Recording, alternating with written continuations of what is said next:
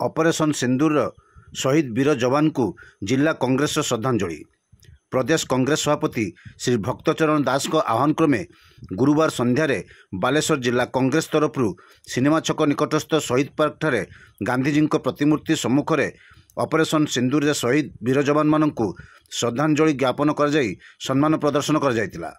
जिला कांग्रेस सभापति संजीव गिरी सभापतित्व में आयोजित यह श्रद्धांजलि सभा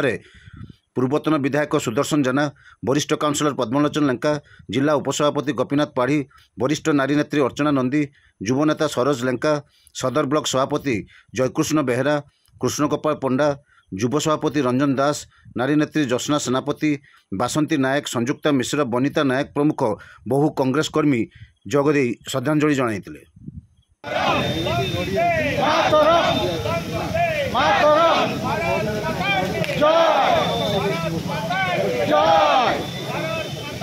कांग्रेस जिंदाबाद, सोनिया गांधी जिंदाबाद, मल्लिका खड़गे जी जिंदाबाद, भक्त दास जिंदाबाद, बालेश्वर जिला कांग्रेस कमिटी जिंदाबाद, शहीद जवान अमर